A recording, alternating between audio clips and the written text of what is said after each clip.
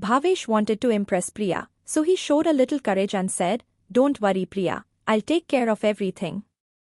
Then Priya dragged him into the room. Vedant was sitting on the sofa with a big attitude, one foot on the other.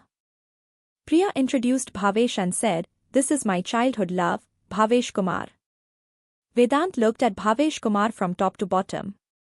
A thin boy, who had big glasses on his eyes. His clothes were looking like someone had hung them on a hanger. Looking at him, it seemed that there was no chance of getting slapped. Bhavesh's condition was getting worse by Vedant's attitude. Still, he put his glasses on his eyes and moved his hand forward to shake hands. Vedant looked at him and shook his hand. Vedant held his hand so tight that poor Bhavesh shook from top to bottom. He felt that his hand would become minced meat. He tried to get his hand off. But Vedant wanted to break his hand today. Vedant said with a sad smile, "Bhavesh Kumar, come and sit."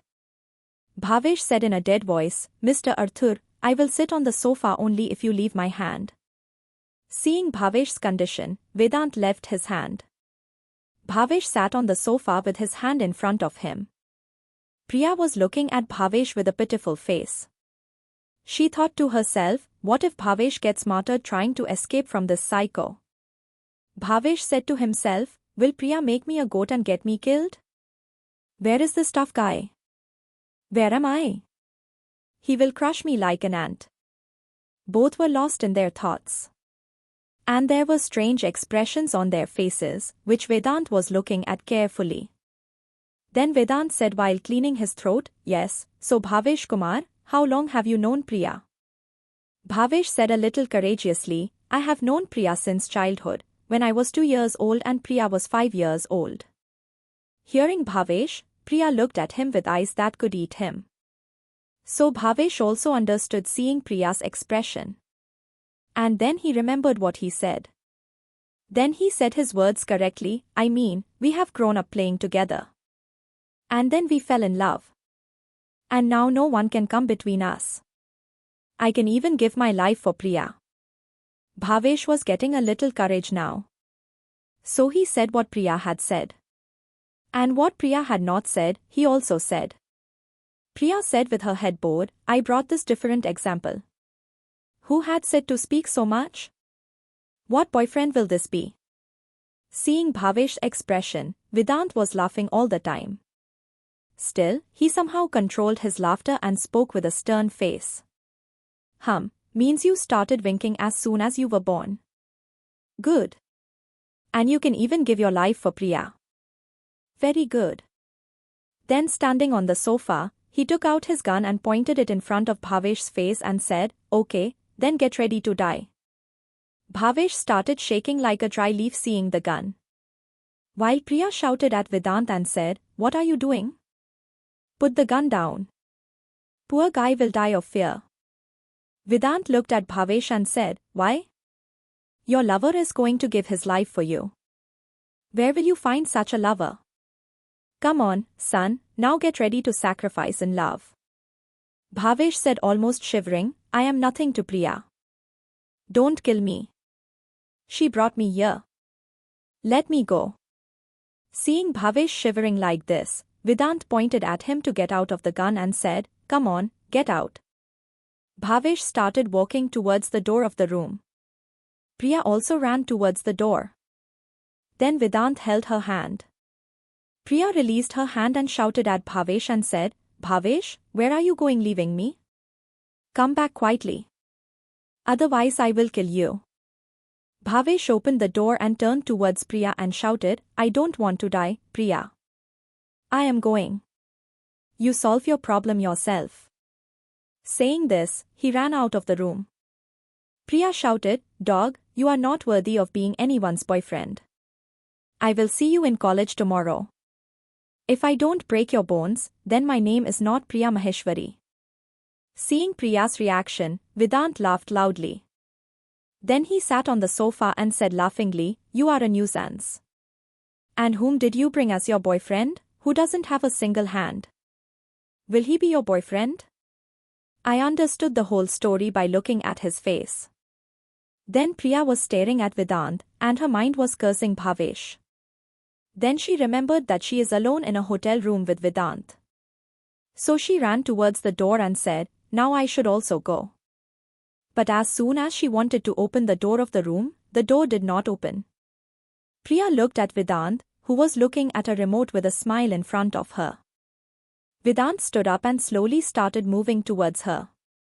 Priya started getting scared, because she was alone in the room with Vedant. She thought to herself, now why is this devil coming towards me like this? Think of running away quickly, Priya. His intentions don't seem right. If he tries to do anything wrong with me, then I will break his face. Priya was lost in her own thoughts. By then Vedant had come very close to her. Seeing Priya's face expression, he understood what this wild cat was thinking. Now Vedant's face was very close to Priya's face. Priya was looking at him with her eyes wide open. Vedant's gaze passed through Priya's eyes and stayed on her rosy, soft lips. Seeing Vedant staring at her lips with such intense eyes, Priya understood what he was thinking of doing now. Before Vedant could touch her lips, Priya squeezed her feet on his feet and pushed him away. Vedant felt a sharp pain in his feet. He grabbed his feet and looked at Priya. Priya pointed her finger at him and said, "Don't even think that I will let you do whatever you want every time. Don't even think of coming to me." "Otherwise," Vedant said to her, otherwise what?" Seeing Vedant coming back to her, Priya quickly got on the bed and screamed from there, "Stay away from me. You are a wild cat. You are following me." Where was Vedant going to stop? As soon as he moved forward to catch him, Priya also got off from the other side and went to the other side. Now there was a competition between them. But in the end, Vedant turned out to be more brave than Priya. He grabbed Priya by the waist and picked her up. Now Priya was screaming while moving her hands and feet in the air. "Leave me! Mummy! Save me!" Vedant went and threw her straight on the bed. Before Priya could get up from the bed and run, Vedant came to her and held her both hands and pressed them on the bed. Then Priya started trembling to get rid of Vedant's grip. But Vedant's grip was very strong. She was not even able to move Vedant. When she got tired of struggling for a long time, she started biting Vedant with anger. Vedant was looking at her with a mischievous smile. When Priya stopped struggling, Vedant said with a smile, "I know how to control a wild cat like you." Then he bowed to her ear and said, "But I love wild cat." With this, he bit Priya's earlobe lightly. Priya again tried to get rid of him and said, "You shameless person, move away. Let go of my hand once. Then I will tell you that this wild cat also bites." Before she could say anything further, Vedant put his lips on her lips and started kissing her. Because of which Priya's huffards remained in his mouth. His kiss was very passionate. He held Priya's both hands with his hand and put them on her head. As soon as Priya wanted to get rid of him, Vedant grabbed her feet with his feet. Now Priya was not able to move at all. After a while, she started having trouble breathing, which Vedant also felt. He bit Priya's lips before letting go. Because of which Priya's mouth gave out a slight sigh. Priya's whole face was red. She was also breathing. Vedant was in a mood to flirt today. He was kissing Priya with all his passion. Because of which Priya's whole body was shivering. Somewhere Priya was feeling helpless. Because she was not able to stop Vedant in any way. Gradually, the desire to get Priya inside Vedant was increasing. Then Priya's whistle came in his ears. He lifted his head and looked at Priya's face. Priya had closed her eyes. Her eyes were wet. Her tears were flowing from the corners of her eyes. Her whole face was red. Seeing this, Vedant felt restless in his heart. He put his hand on Priya's cheeks and said lovingly, "Hey, don't cry. Open your eyes and look at me." Priya opened her eyes and looked at Vedant. She had pain and anger in her eyes. Vedant fixed her hair and asked her, "Why were you crying?" She said in anger, "First you force a girl and then you ask her why she is crying." Saying this, Priya made a face. After hearing this, Vedant with a mischievous smile started saying with his finger on his face, "Then don't stop me from coming to you." After hearing Vedant's words, Priya gave him a hard push. Because of the push, Vedant fell on the bed next to him. Priya quickly got down from the bed. She pointed her finger at him and said, "Do you think I am some girl?" Till now, Vedant was also standing straight from the bed. He was looking at her with his hand in his pocket. Priya held his collar and looked into his eyes and said, "Always remember one thing, only one person can come in Priya Maheshwari's life. And that person will be the first and the last person whom I will let come close to me. And that person will never be you." After hearing Priya's words, Vedant removed his hand from his collar and moved it away from the wall. Priya was very scared of this move of Vedant. She opened her eyes and started looking at Vedant.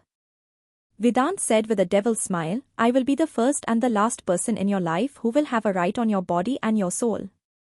And if you try to go close to someone else or if someone else tries to come close to you, then in both cases, he will lose his life."